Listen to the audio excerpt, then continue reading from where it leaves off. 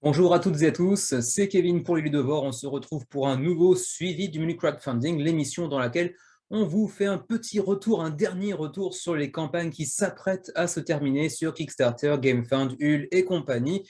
Ceux qui sont en train d'arriver dans leurs dernières heures de campagne et puis ceux aussi qui s'apprêtent à amorcer leur dernière semaine de présence sur Kickstarter et compagnie.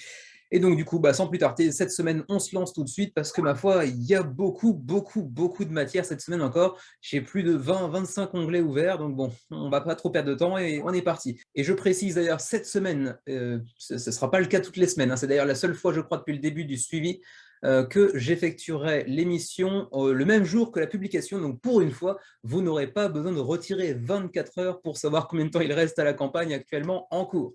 Allez, sur ce, on est vraiment parti.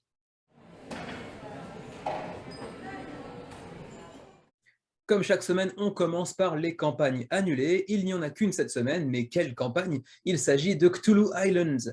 Annulé avec 205 contributeurs, on était presque financé avec 26 000 euros sur 30 000 nécessaires, donc ça aurait certainement financé, mais ils se sont pris un peu une tarte malgré tout parce qu'ils étaient à près de 4 000, je crois, abonnés à la page de pré-campagne et seulement 205 contributions.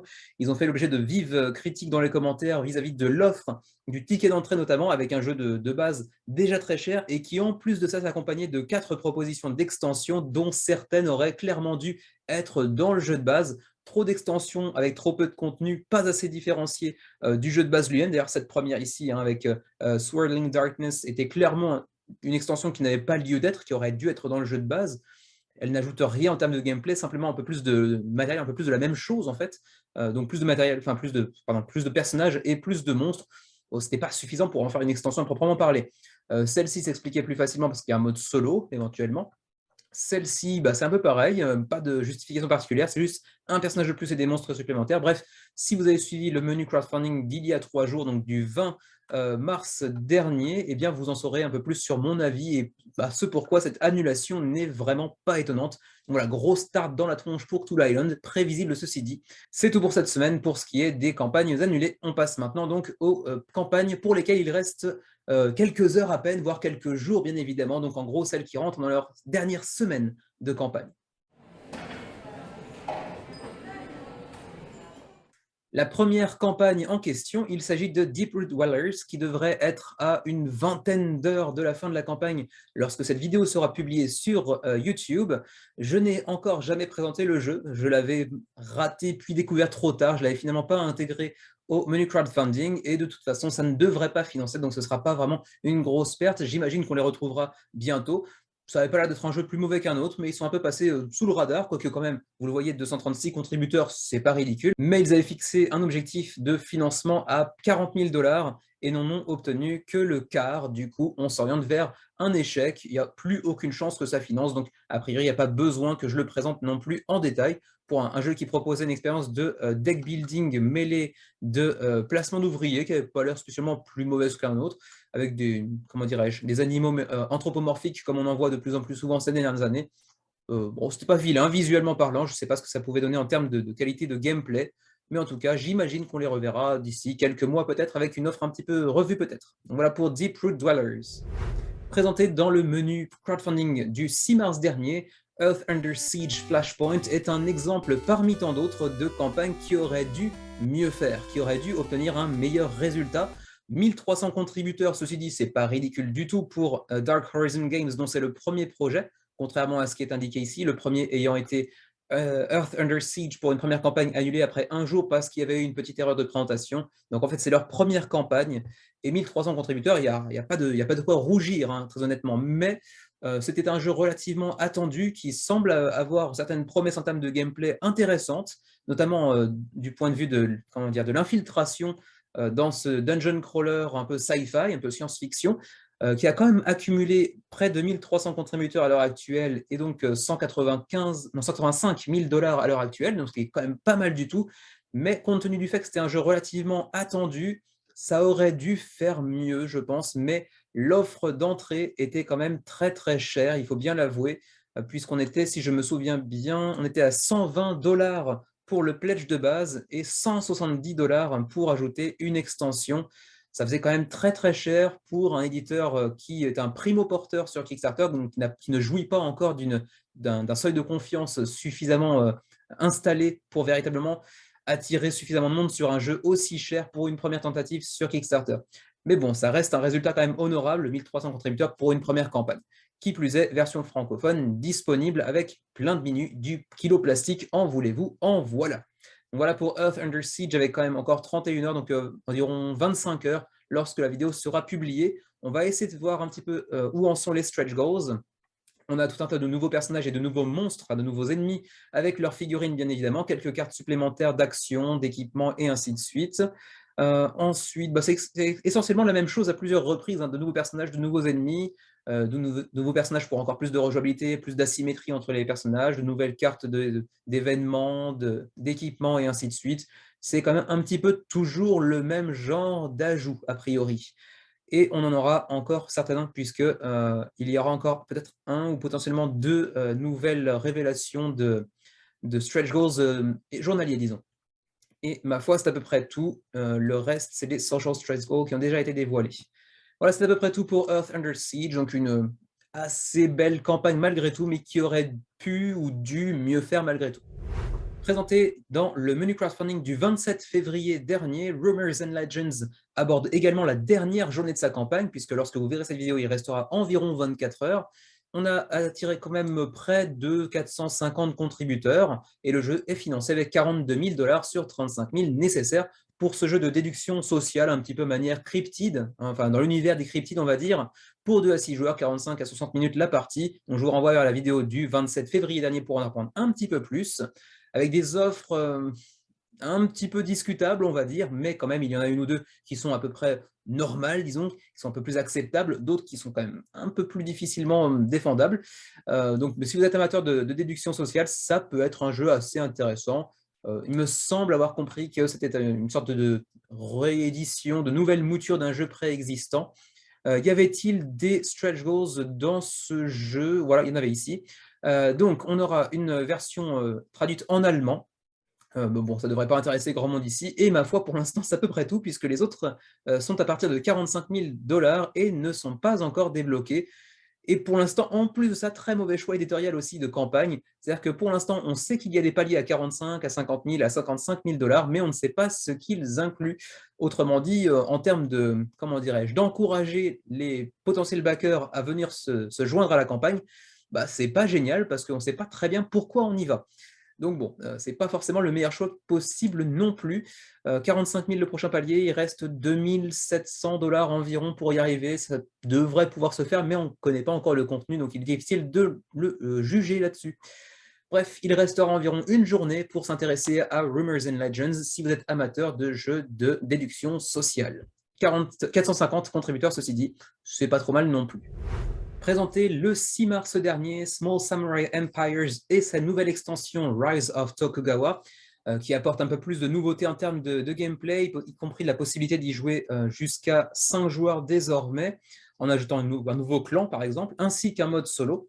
Eh bien, c'est une extension qui aura fait ses preuves visiblement, puisque le résultat est meilleur que lors de la première campagne, ce qui est toujours un très bon indicateur également de la qualité d'un jeu, potentiellement en tout cas, puisque la première campagne de Small Samurai Empires avait attiré 1387 contributeurs et qu'on est désormais à 1745. Donc généralement, quand un jeu attire plus lors de sa seconde campagne pour une extension, généralement, que lors de sa première campagne sur le simple jeu de base, c'est que le jeu a su convaincre en règle générale tout du moins. Donc c'est plutôt un bon indicateur. Il restera environ 27-28 heures avant la fin de la campagne lorsque vous verrez cette vidéo sur YouTube, et le jeu a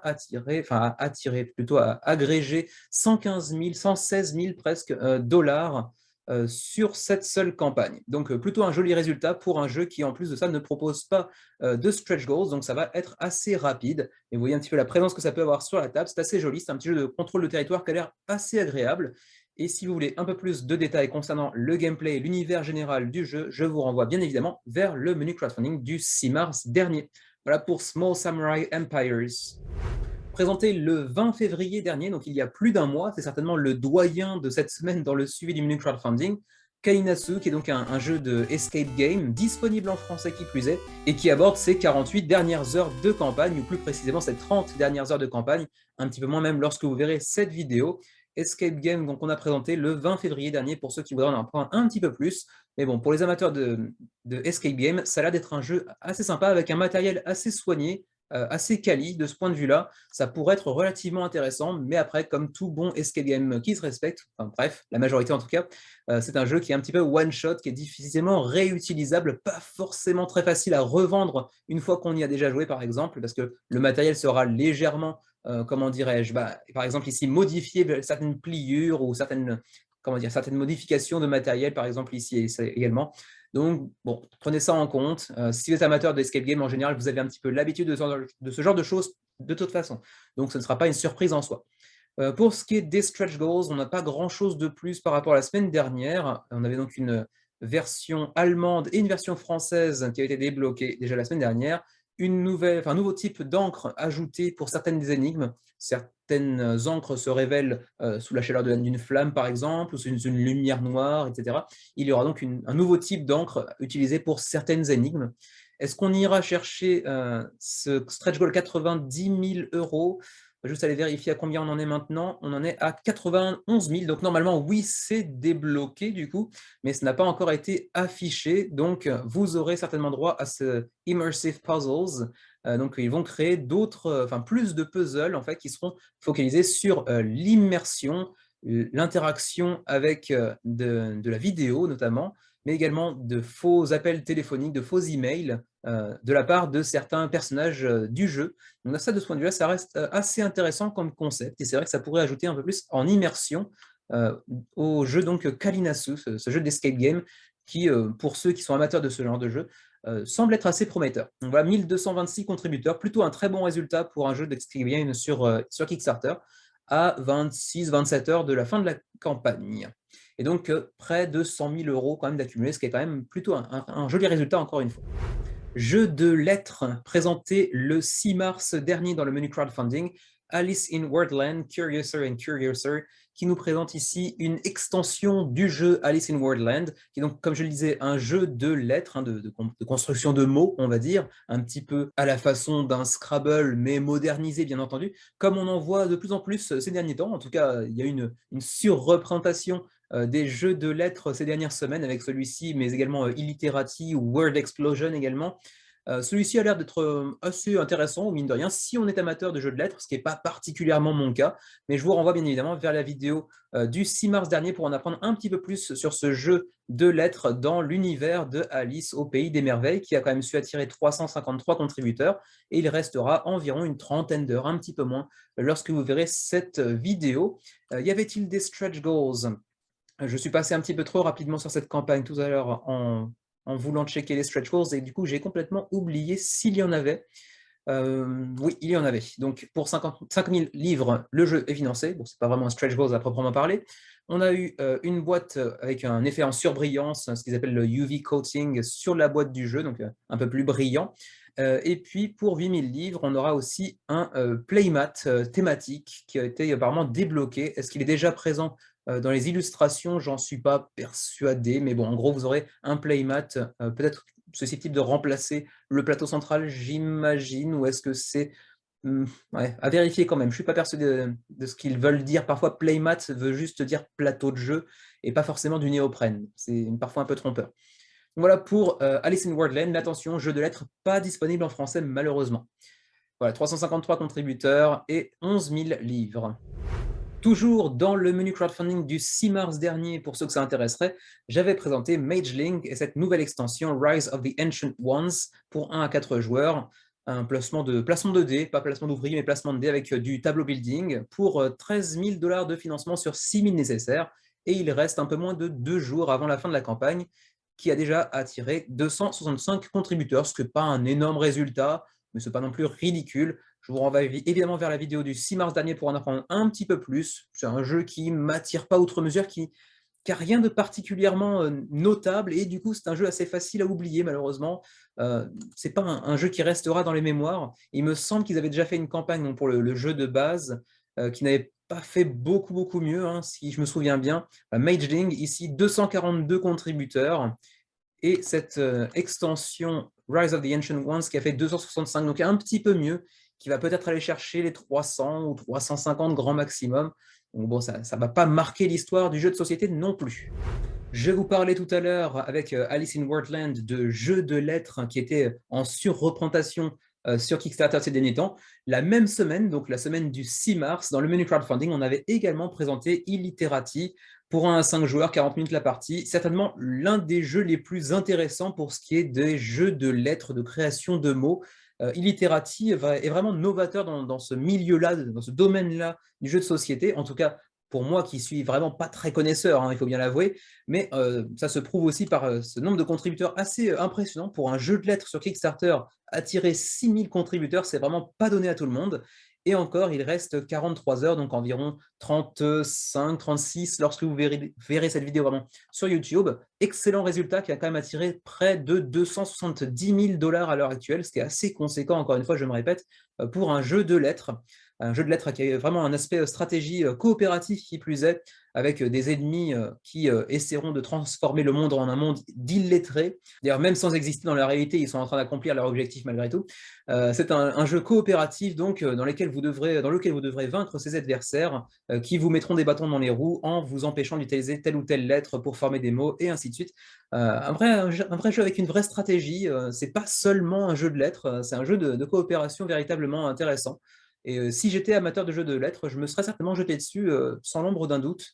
Mais je ne suis pas spécialement amateur de jeux de lettres, malheureusement, pour eux, ou pour moi, ou pour nous, je ne sais pas très bien. Mais bon, bref, quoi qu'il en soit, ce n'est pas un jeu pour moi, mais si vous êtes amateur de jeux de lettres et que vous êtes suffisamment compétent en anglais, parce que malheureusement, il n'y a pas de version française, ce qui ne nous empêcherait théoriquement pas de jouer en français, mais l'équilibrage n'est pas pensé pour, donc bon, gardez ça à l'esprit quand même. Alors, pour en apprendre un peu plus, je vous laisse bien évidemment sur la vidéo du 6 mars dernier, mais on va quand même faire un petit point sur les stretch goals. Bon, essentiellement, c'est plus ou moins plus de la même chose, à savoir plus de missions, plus d'amélioration de matériel également, avec des tuiles un petit peu plus épaisses notamment, plus de livres encore une fois, un insert, ça c'est toujours agréable, même si c'est un insert très basique, ça fait le job. On a un mode comment dirais-je, par équipe, donc compétitif par équipe qui a été débloqué, ce qui est assez intéressant pour avoir une variante, une rejouabilité un petit peu différente. Quelques améliorations de matériel supplémentaire, mais en gros, c'est quand même très orienté matériel amélioré et un petit peu plus de gameplay via un peu plus de la même chose, en gros. Sachant que le dernier bonus qui a été ajouté, enfin les deux derniers bonus, c'était un sac avec une inscription à l'effigie du jeu pour aller piocher des tuiles, et également 2 livres de missions qui sont blancs, donc ce sont des missions que vous pourrez imaginer par vous-même. Donc voilà pour Illiterati, un bien beau jeu de lettres qui semble assez novateur dans ce domaine, mais qui malheureusement n'a pas encore de version française. Est-ce que ce sera fait à l'avenir avec un vrai équilibrage, pour un rééquilibrage des lettres qui ne sortent pas forcément à la même fréquence en anglais ou en français, et ainsi de suite? On verra bien, mais pour l'instant, en tout cas, c'est un très beau succès sur Kickstarter, donc ça devrait potentiellement un jour arriver dans d'autres langues, on verra bien. Voilà pour Illiterati.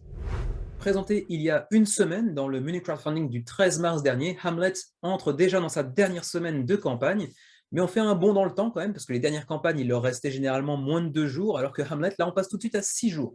Donc on a quand même une grosse différence, mais là, on entre dans un bloc de jeux pour lesquels vous avez encore un petit peu de temps de réflexion devant vous.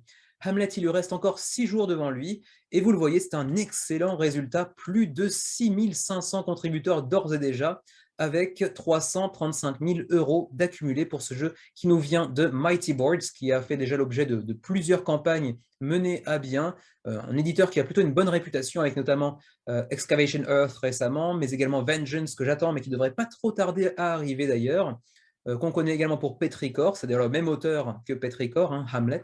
On avait aussi Post-Human Saga, mais que je connais assez peu, Vengeance premier du nom, mais qui était un peu différent de celui qui est sorti un peu plus tard. Donc voilà, tout un tas de jeux assez intéressants, qui ont plutôt bonne réputation. C'est également d'ailleurs l'auteur de la poursuite, non, Pursuit of Happiness en anglais, mais la quête du bonheur en français. Pour ceux qui connaîtraient le jeu, qui est un très bon jeu également, un peu façon Sims. Donc Hamlet qui vous propose cette expérience de construction de village avec des tuiles un petit peu biscornues, différents types de tuiles. Je vais d'ailleurs rafraîchir la page qui n'a pas bien chargé visiblement. Donc attendez quelques secondes, voilà, ça charge. Et cette fois-ci avec des tuiles donc un petit peu biscornues, avec des formes de tuiles un petit peu inhabituelles, disons, assez peu orthodoxes, avec un petit peu de placement d'ouvriers, de gestion de ressources, qui a l'air assez intéressant, qui fait donc une très belle campagne actuellement. On va essayer d'aller voir les stretch goals, mais je suis même plus sûr qu'il y en avait, pour être tout à fait honnête. Auquel cas, vous aurez quand même un petit peu un aperçu pour ceux qui auraient raté le menu crowdfunding du 6 mars, du 13 mars, pardon, pas du 6 mars, du 13 mars, de ce que peut contenir le jeu avec son édition Deluxe, qui sera uniquement disponible sur Kickstarter, je le rappelle, malheureusement pas de version française.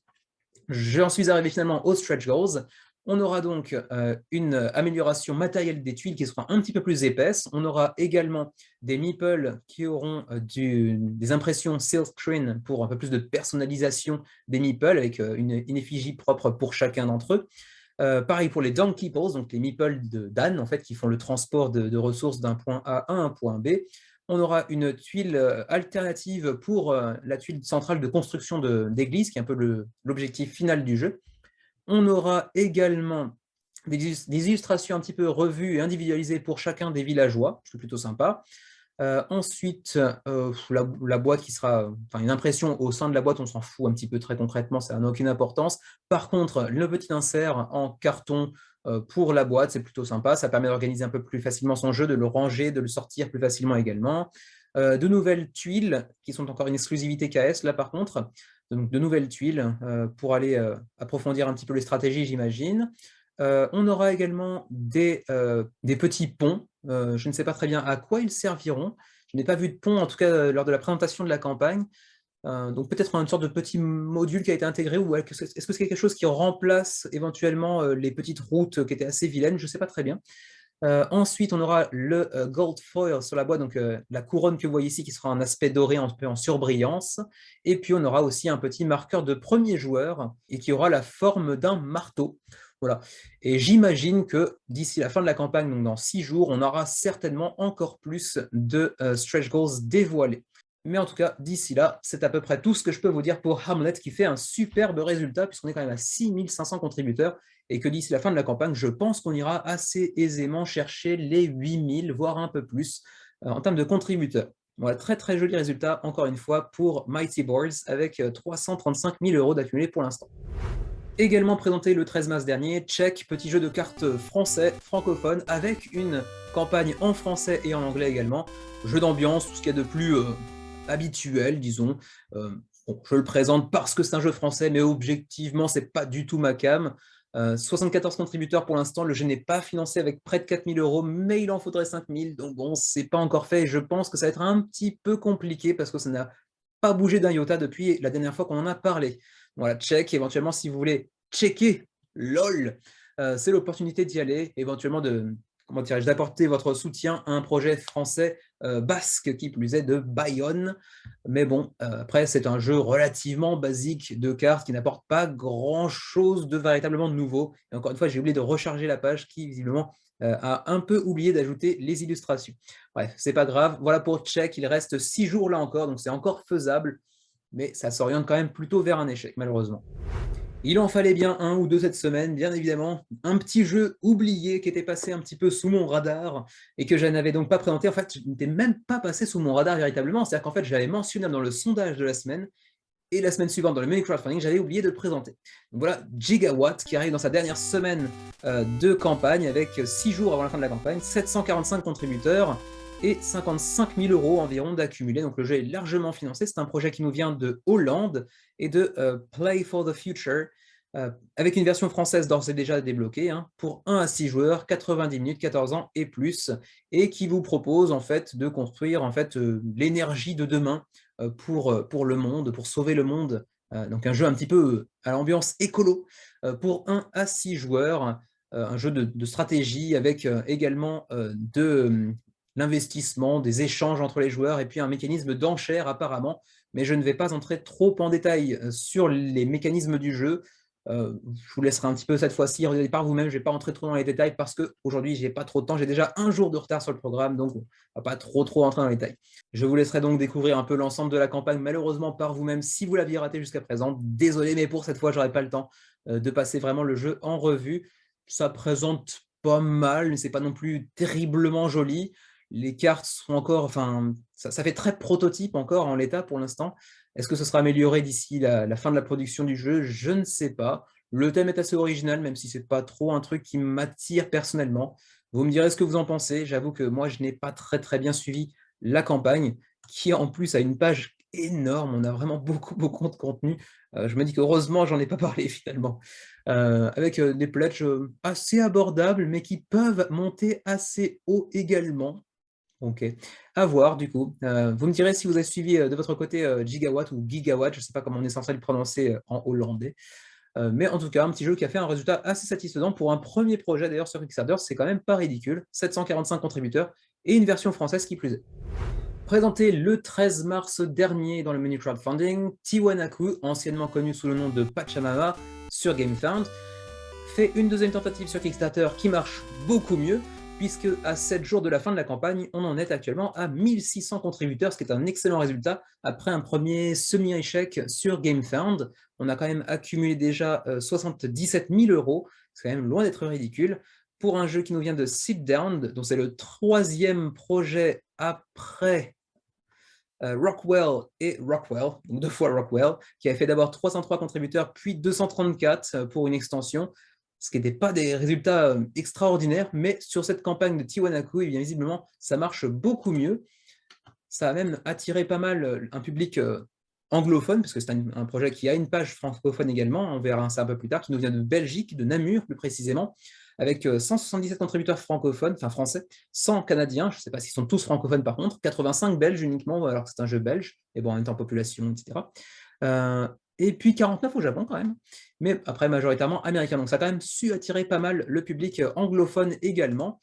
C'est-à-dire que la campagne est très bien présentée, c'est un jeu qui a l'air relativement intéressant, donc bien évidemment je vous renvoie vers le menu crowdfunding du 13 mars dernier pour en apprendre un petit peu plus sur le jeu, et je vous renvoie également vers la page en français de la campagne, qui vous renvoie vers le site directement de sitdowngames.com avec la page en français. Donc vous aurez l'ensemble de la page traduite en français, ce qui vous permettra de vous faire une idée un petit peu plus précise, un petit peu plus détaillée du jeu. On en revient sur Kickstarter pour essayer d'aller voir s'il y avait des stretch goals à la campagne. Alors vous savez également que c'est la campagne qui vous permettra d'aller mettre la main sur une version Deluxe qui sera uniquement disponible sur Kickstarter, qui ne sera pas ensuite disponible en magasin. Donc attention, c'est la seule opportunité que vous aurez de le prendre dans cette version Deluxe, sauf si votre magasin réussit à mettre la main dessus, auquel cas il pourra peut-être faire un petit peu de revente en magasin également. Donc un matériel très soigné, c'est un très joli jeu. Les stretch goals, on en avait ici avec des social stretch goals, mais est-ce qu'il y avait des stretch goals purs et simples? Je ne suis pas sûr. Je rappelle également qu'il y avait effectivement une version compétitive, c'est la version de base du jeu, mais vous pouvez également le jouer en coopératif ou en mode solo également. Et j'essaie de retrouver les stretch goals, mais peut-être qu'il n'y en avait tout simplement pas, au-delà des social stretch goals. Et j'ai l'impression que c'est le cas, effectivement. Donc, pas de stretch goals pour cette campagne, si ce n'est les quelques stretch goals sociaux via Facebook, via Instagram et compagnie. Donc ce sera plus rapide, pas grand-chose à rajouter. Pour Tiwanaku, très joli résultat pour eux, avec 1600 contributeurs à une semaine de la fin de la campagne. Je vous renvoie encore une fois vers le menu crowdfunding du 13 mars dernier pour en apprendre un petit peu plus sur Tiwanaku, qui se compare lui-même au démineur, au sudoku ou au tectonique, pas la danse, mais le jeu. Bien heureusement d'ailleurs. Donc voilà, Tiwanaku, joli résultat de notre éditeur belge Sit Down. On reste dans la semaine du 13 mars avec Village of Legends et son extension Adara, qui est financée désormais avec 7 390 € sur 5 000 nécessaires, 162 contributeurs à 7 jours de la fin de la campagne. Je rappelle que c'est une extension au jeu Village of Legends, qui avait précédemment annulé, puis financé avec un peu de difficulté avec 600 contributeurs, puis fait une extension à 290 contributeurs, et celle-ci actuellement qui compte donc 162 contributeurs. Tout ça n'est pas très engageant, dans le sens où le nombre de contributeurs ne fait que baisser. Alors j'ai bien conscience qu'il reste une semaine, donc ça pourrait dépasser les précédentes campagnes, mais en termes de rythme de campagne, ça ne semble pas s'orienter vers un meilleur résultat que les deux précédentes. Donc, ce n'est pas forcément très bon signe en termes de qualité de gameplay. Allez savoir. Mais en tout cas, cette extension, comme je l'avais rappelé dans la présentation du 13 mars dernier, amène pas mal de nouveautés en termes de gameplay. et pas seulement du matériel supplémentaire, pas seulement des nouvelles cartes, mais également un mode coop et un mode joueur contre joueur, avec des règles légèrement revues, peut-être un petit peu lissées, un petit peu streamlinées, comme disent nos amis anglophones, et puis également un livret d'aventure avec tout un tas d'embranchements, de chapitres qui viennent apporter une dimension un petit peu roleplay au jeu, qui peut ajouter un intérêt assez conséquent. Je ne sais pas, je ne saurais pas trop quoi vous dire en termes de qualité intrinsèque de gameplay du jeu de base, mais en tout cas en termes de profondeur et d'expérience de jeu, cette extension semble apporter quand même pas mal de choses. Mais après, est-ce que ça va forcément améliorer un jeu qui n'a, semble-t-il, pas tellement convaincu les backers précédents? Ça, c'est pas garanti du tout. Les stretch goals, eh bien, il n'y a pas grand-chose, puisque pour l'instant, il n'y en a qu'un, parce que le premier, c'est juste le projet est financé. Le deuxième, c'est un nouveau personnage qui rappelle un petit peu les docteurs de l'époque de la peste noire, avec ces grands becs un peu façon oiseau, oiseau de malheur d'ailleurs, avec également un token d'expérience supplémentaire, et puis un petit plateau individuel concernant le personnage en question. Pour les autres, c'est pas encore débloqué. 8 000 €, ça pourrait se faire, 9 000 peut-être, mais bon, ça va quand même être un petit peu compliqué à en croire les résultats actuels et l'évolution de la campagne depuis le début de cette campagne de Hadara. 162 contributeurs à une semaine de la fin de la campagne, c'est pas un énorme résultat et ça devrait pas vraiment faire mieux que les deux précédentes, ce qui n'est pas très encourageant en soi. On continue avec League of Dungeoneers, présenté dans le menu crowdfunding du 6 mars dernier, un RPG, disons plutôt un dungeon crawler avec des éléments assez présents de RPG, qui se vend plutôt bien, ma foi, avec 2900 backers presque à une semaine de la fin de la campagne et 320 000 € quand même d'accumulé pour ce projet suédois. Anto, si tu nous regardes, je sais que tu apprécies les projets suédois. Premier projet qui plus est de Michael Lundstedt. Donc c'est quand même une très belle réussite pour un projet qui, je le rappelle, comme déjà la dernière fois lors du menu crowdfunding dans lequel j'avais parlé de ce jeu, me séduit pas du tout visuellement. Enfin, je trouve pas qu'il apporte vraiment grand-chose de nouveau dans l'univers des jeux de dungeon crawler avec un monde de fantasy, mais il marche très très bien, il faut bien le reconnaître. Voilà, avec des standees à la place des miniatures, ça c'est plutôt appréciable, même si on aurait pu apprécier également l'ajout de miniatures en option, mais au moins les standees sont plutôt réussis, avec même une face et un dos également, donc ça c'est bien pensé. Mais après, je ne sais pas très bien ce qu'il ajoute véritablement pour aller chercher un tel succès. Qui plus est, le projet n'est pas disponible en français, si je me souviens bien. On va aller voir un petit peu les stretch goals qui sont ici. Alors, on a deux nouveaux tokens en acrylique, donc un peu revus, un petit peu améliorés. On aura également de nouvelles quêtes, apparemment. On aura quelques améliorations de matériel, quelques ajouts de matériel avec des tuiles un petit peu élargies, par exemple, ici. On aura un reference compendium, donc en gros une sorte d'aide de jeu, de retour aux règles, etc. On aura un petit sac en faux cuir pour les pièces, de nouvelles campagnes, un petit peu de nouveaux trésors également par-ci par-là, donc plus de matériel, enfin plus de ce qu'on avait déjà, mais avec plus d'exemplaires, donc plus de rejouabilité, plus de variabilité dans le jeu. C'est toujours appréciable. De nouvelles tuiles, de nouvelles quêtes encore une fois, de nouvelles mini-quêtes également.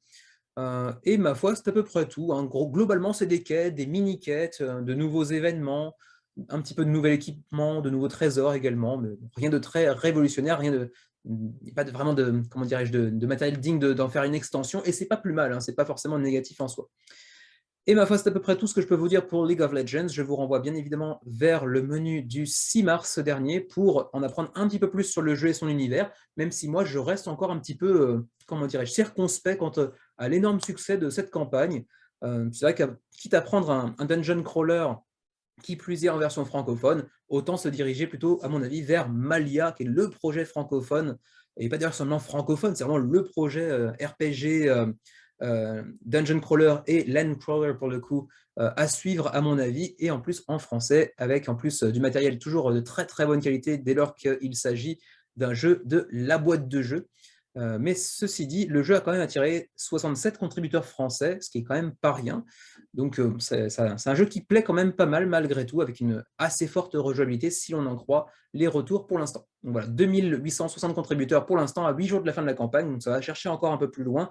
On aura de nouveaux stretch goals d'ici la fin de la campagne d'ailleurs, et donc 320 000 €. Présenté la même semaine que Hamlet, donc le 13 mars dernier, qui est un peu en opposition avec Hamlet, puisque c'est des jeux relativement Enfin, relativement, très très relativement, similaire dans le sens où il s'agit là aussi de construire un village, ou plutôt une ville ici, avec Small City Deluxe Edition, donc le jeu de Alban Viard, donc le projet français francophone, avec bien sûr une version française évidemment, qui nous vient donc, je le disais, de Alban Viard, dont c'est là, je sais pas, 10e, 15e, 13e, 13e projet sur Kickstarter. Donc, digne de confiance, hein, les jeux vous y parviendront, pas de problème là-dessus. C'est de toute façon une réédition d'un jeu qui a déjà fait ses preuves et qui en plus connaît une refonte graphique faite par Kwanchai Moriya, qui est quand même un des dessinateurs, des illustrateurs les plus populaires du monde de jeux de société ces dernières années. 883 contributeurs, donc plutôt un joli succès malgré tout, avec 90 000 $ d'engrangés à 8 jours de la fin de la campagne. Projet que vous connaissez déjà peut-être, hein, peut-être aurez-vous déjà joué à l'édition originale du jeu. Donc un jeu qui rappelle un petit peu le jeu vidéo auquel j'avais un petit peu joué quand j'étais jeune, à savoir SimCity, même si je suis plutôt Civilization que SimCity par exemple, mais c'était un jeu assez sympa malgré tout, donc dans lequel vous devrez développer votre ville en compétition avec d'autres joueurs autour de la table, mais avec un petit peu d'interaction en même temps, puisque vous pourrez aller envoyer vos petits ouvriers sur la ville des autres pour bénéficier de certaines de leurs constructions, certains de leurs avantages, mais en leur donnant également des avantages pour pouvoir en bénéficier vous-même. Donc c'est assez intéressant de ce point de vue-là. Quelques petits stretch goals également avec des plateaux maintenant qui présentent une géographie un petit peu différente, avec une rivière placée un petit peu différemment par exemple, mais également potentiellement des logos de Godzilla, pour un peu comme dans SimCity d'ailleurs à l'époque, des catastrophes naturelles, mais également des catastrophes via des monstres un peu façon cryptide, façon Godzilla, qui viendront intervenir à certains moments du jeu, j'imagine. Également des petits meeples, enfin des petits tokens de pollution contre laquelle vous devrez lutter en construisant des parcs notamment, par exemple. Est-ce que c'était les deux seuls stretch goals? Ça me semblerait un petit peu léger, peut-être qu'ils sont présentés plus en détail plus bas, ou alors peut-être qu'il y en avait seulement deux après tout, allez savoir. Mais pour avoir fait l'ensemble de la page, a priori, non, pas d'autres stretch goals, donc il y en avait très très peu. Voilà, bah écoutez, on va s'arrêter là tout de suite pour Small City Deluxe Edition, ça ira plus vite. Donc 8 jours avant la fin de la campagne, 883 contributeurs pour cette nouvelle édition du jeu d'Alban Viard, Small City Deluxe Edition, présenté donc le 13 mars dernier, pour ceux qui voudraient en apprendre un petit peu plus concernant le gameplay. Présenté dans le menu crowdfunding du 6 mars dernier, c'était d'ailleurs un des gros projets de cette semaine-là, Solar 175 a attiré quand même près de 1500 contributeurs à 8 jours de la fin de la campagne, puisqu'il reste encore une semaine pour aller chercher les 2000, peut-être même 2500, je pense, plutôt, d'ici la fin de la campagne, pour le troisième projet de Cogito Ergo Meeple, qui a pondu 3 projets radicalement différents les uns des autres, enfin radicalement. Les deux premiers étaient dans la même série, avec Philosophia et Philosophia Floating World, mais le troisième est radicalement différent avec Solar 175, qui était plutôt ici un jeu euro, avec des mécanismes vraiment très très euro, mais dans un système legacy pour 1 à 5 joueurs, dans un futur un petit peu dystopique, façon science-fiction, un petit peu à la Blade Runner par exemple. Donc avec un univers vraiment bien à lui, qui rappelle certes un petit peu l'œuvre de Blade Runner par exemple, mais avec un jeu qui va être amené à évoluer au fur et à mesure de vos parties. En fonction des résultats de tel ou tel chapitre, vous dévoilerez plus ou moins de nouveaux matériels, de nouveaux embranchements vers la suite de votre aventure. Donc un jeu qui a l'air relativement intéressant, avec du matériel assez soigné, quelques belles miniatures de vaisseaux d'ailleurs, qui a pas mal de stretch goals débloqués également, qu'on va aller voir tout de suite d'ailleurs, qui se trouvent ici. Alors donc, pour 25 000 livres, on avait amélioré un petit peu le matériel grâce à une finition au lin sur les cartes notamment. On a aussi maintenant des petits cubes dorés pour les crédits. Ensuite, on a aussi encore une amélioration de cartes avec bon, ici du Black Core, je ne vais pas rentrer dans les détails, mais bon, c'est encore de l'amélioration matérielle. Ensuite, on a aussi un mode solo pour le Gonza Index, qui est une sorte de jeu en parallèle, un petit peu standalone. Ensuite, on a une mini-extension Hensler Biodome, de nouvelles cartes, enfin pas de nouvelles cartes, mais des cartes qui ont été améliorées en termes de format, qui sont un petit peu revues, qui seront maintenant en format tarot pour le Gonza Index, là encore.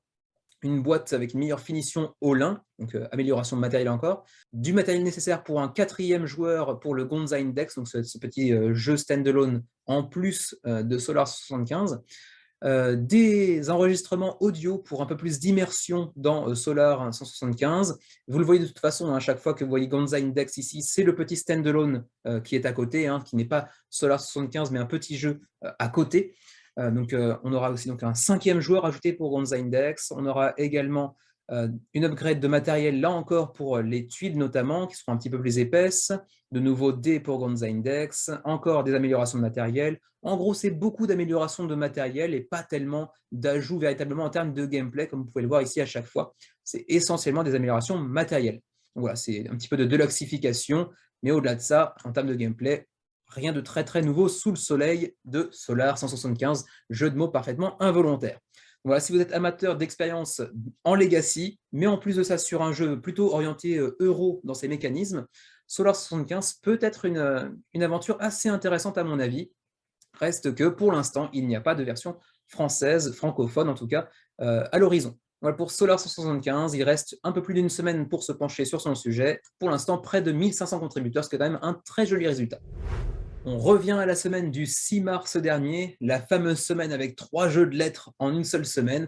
Il s'agit de Word Explosion qui, à côté de Alice in Wordland et surtout à côté de Illiterati, faisait quand même bien pâle figure, il faut bien l'avouer. Word Explosion a quand même financé avec 293 contributeurs et 8 762 $ engrangés sur 7 000 nécessaires. Et il reste en plus de ça une semaine, un petit peu plus d'ailleurs, pour éventuellement vous pencher dessus. Mais encore une fois, jeu de lettres sans version française, c'est pour bien des gens un gros non et c'est bien compréhensible après tout. À moins d'être suffisamment compétent en anglais pour pouvoir y jouer dans son groupe de joueurs, c'est pas vraiment un jeu que je saurais recommander avec en plus de ça, bon, vous le voyez, en termes d'édition, de matériel, de proposition, en termes de direction artistique, c'est quand même bien moins concluant que ce qu'on pouvait voir sur les 2 jeux précédemment cités, donc à savoir Alice in Wonderland ou encore sur Illiterati. Voilà pour Word Explosion. Toujours dans le menu crowdfunding du 6 mars dernier, on avait également présenté Five Path, qui n'a pas encore financé. Il reste une semaine, c'est pas encore injouable, mais ça va être un peu compliqué avec 9 500 $ sur 12 000 nécessaires pour ce jeu abstrait qui se compare lui-même un petit peu aux échecs, qui n'est pas vilain, mais qui n'est pas magnifique non plus. Si vous appréciez les jeux abstraits dans lesquels vous devez, comment dirais-je, essayer de bloquer en fait les mouvements de votre adversaire et de ses pions avec un design un peu particulier, on a l'impression de voir des routes avec une ville bizarrement conçue, bah, ça pourrait être pour vous. Reste à voir si vous êtes amateur, si vous êtes client de ce genre de jeu-là, ce qui n'est pas mon cas, mais si c'est le cas pour vous, éventuellement, Five Path pourrait être un jeu intéressant. Pas de version francophone, ceci dit. On reste dans la semaine du 6 mars dernier avec Sentinels of the Multiverse, le jeu de super-héros de la série des Sentinels of the Multiverse. 4102 contributeurs à 8 jours de la fin de la campagne, encore un très joli résultat pour Greater Than Games, qui nous a déjà proposé, je crois, 2 fois du Sentinels of the Multiverse, si je me souviens bien. Ils avaient proposé une version définitive l'année dernière avec 6700 contributeurs, donc un très très beau résultat. C'est un jeu qui a été en fait une réédition avec un lissage des règles et une refonte visuelle graphique plutôt bien effectuée sur le jeu d'origine, qui avait plutôt bien séduit, et donc ils nous reviennent avec une extension qui attire quand même pas mal de monde également, 4100 contributeurs. Alors c'est pas encore au niveau du jeu de base sorti l'année dernière, mais il reste encore une semaine. Reste à voir si ça pourra atteindre le même nombre de contributeurs. Je ne pense pas que ça atteigne les mêmes chiffres quand même, mais ça devrait quand même dépasser les 5000 contributeurs d'ici la fin de la campagne. Donc si vous êtes amateur comment dirais-je, de super-héros, même sans aller toucher à l'univers Marvel ou l'univers DC par exemple, c'est un jeu qui a un univers assez particulier, assez soigné, assez bien travaillé, et un jeu qui a quand même plutôt bien fait ses preuves, semble-t-il. Les retours sur BGG par exemple sont plutôt très bons. Donc si vous êtes amateur, c'est également l'opportunité d'aller prendre le jeu de base en plus de cette nouvelle extension, éventuellement, si ça vous intéresse. Mais attention, par contre, pas de version francophone malgré tout. Et pas de stretch goals non plus, ce qui me permet d'aller passer assez vite au prochain jeu. Voilà pour Sentinels of the Multiverse, 4100 contributeurs à l'heure actuelle, avec 305 000 $ d'accumulés à 8 jours de la fin de la campagne. On continue avec Motor City, présenté le 13 mars dernier, donc la semaine dernière. On a quand même 1802 contributeurs sur ce jeu de Roll and Write, conçu par l'équipe de Fleet, The Dice Game et de Three Sisters, qui sont 2 jeux qui avaient fait plutôt leurs preuves, qui ont de très bons retours, surtout d'ailleurs Fleet, qui a quand même plutôt de très très bons retours sur BGG. Je crois qu'il est à 7.7 sur BGG, si je me souviens bien. Et donc, ils nous reviennent avec Motor City, qui vous propose de construire en fait la meilleure industrie automobile du pays à Détroit, donc la ville des automobiles aux États-Unis, en tout cas jusque dans les années 90, où ça s'est un petit peu cassé la gueule, il faut bien être honnête. Mais ça a quand même attiré pas mal de monde pour un roll and write qui semble être peut-être un tout petit peu plus gamer que la moyenne, tout en restant relativement accessible. Donc si vous êtes amateur de roll and write, ça pourrait être un jeu pour vous, surtout si vous êtes amateur du thème des muscle cars, donc ces voitures très puissantes américaines. Ça pourrait vous intéresser.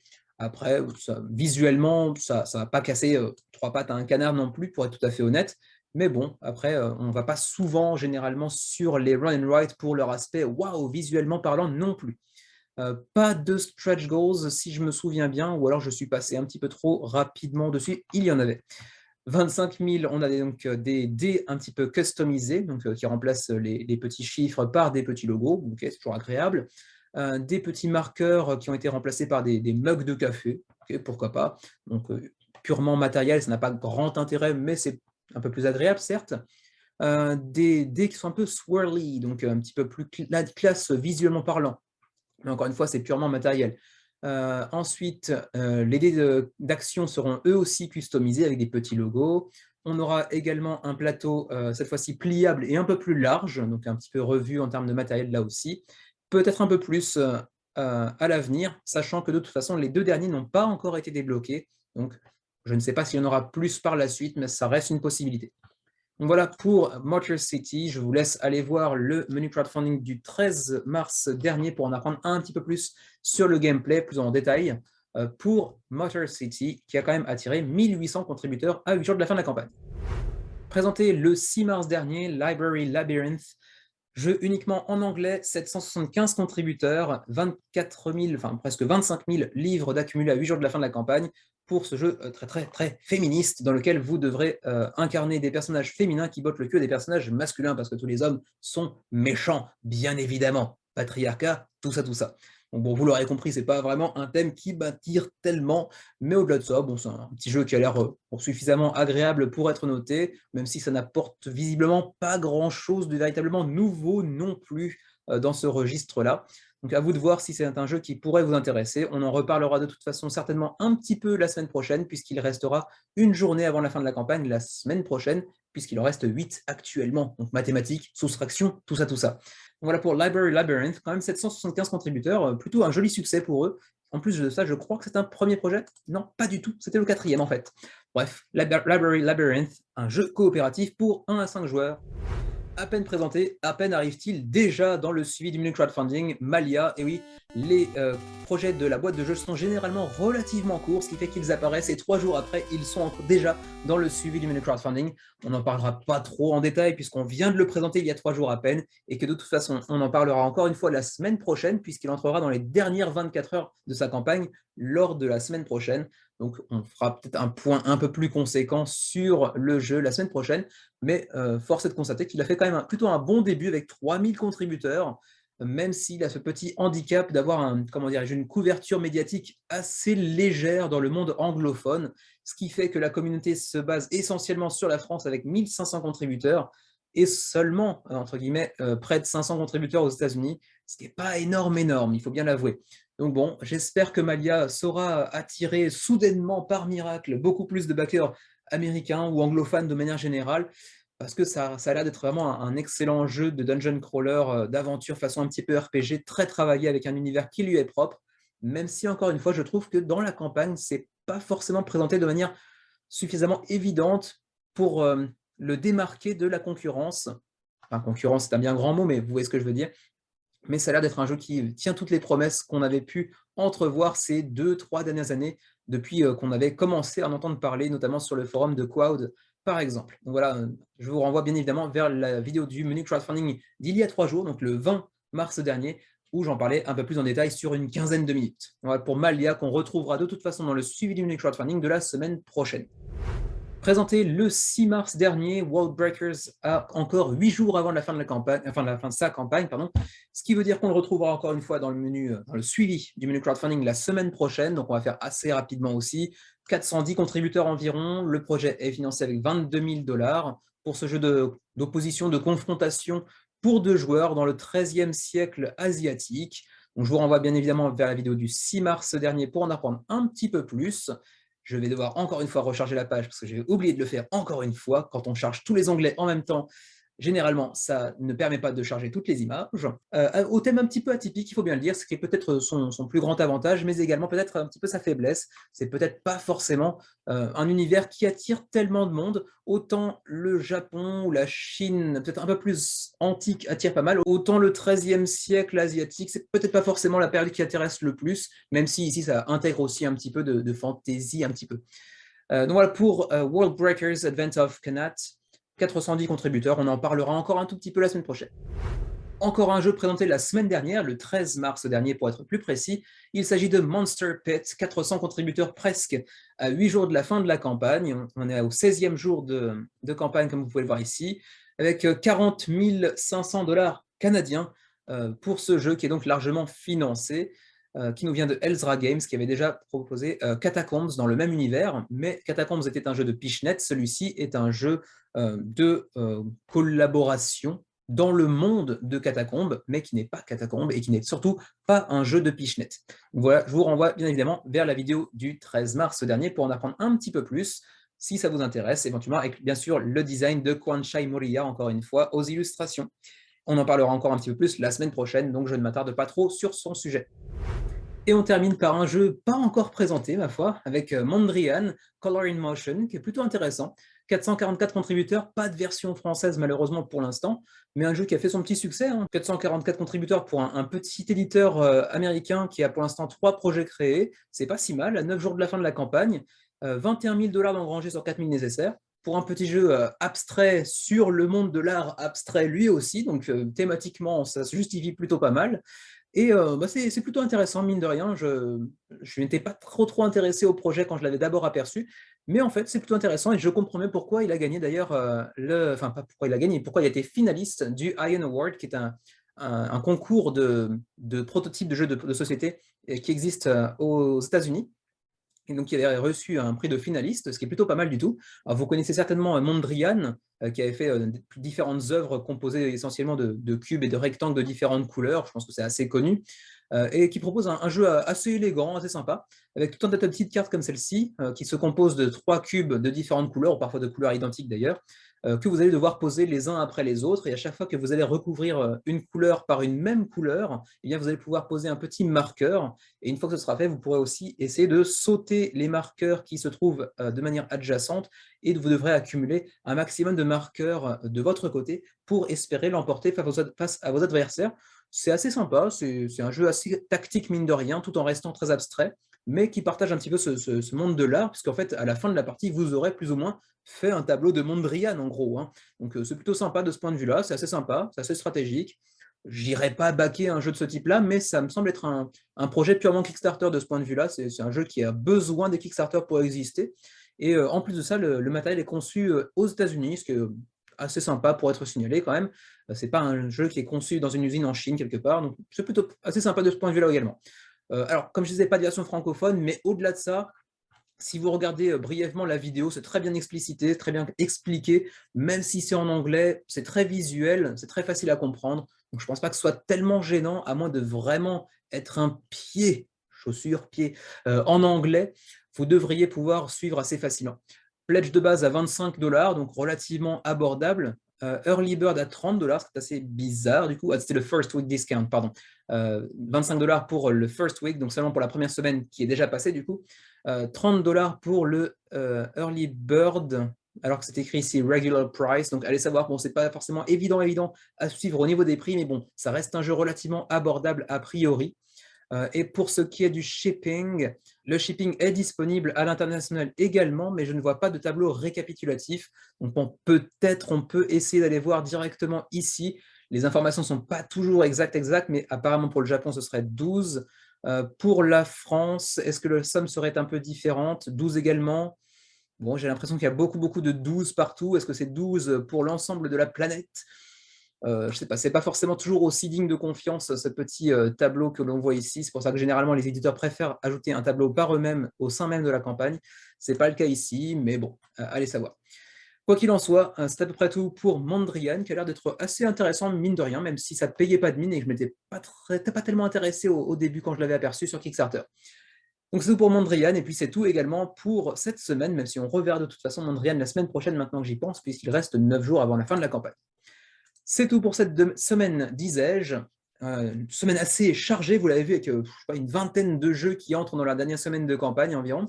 Et puis donc moi, je vous retrouve bien évidemment dans quelques jours pour le menu crowdfunding du 30 mars, pour le coup, qui sera assez chargé. Vous allez avoir 2 gros menus consécutifs, la semaine du 23 qui était assez costaud, et la semaine du 30 qui va peut-être même être pire. Peut-être, on verra.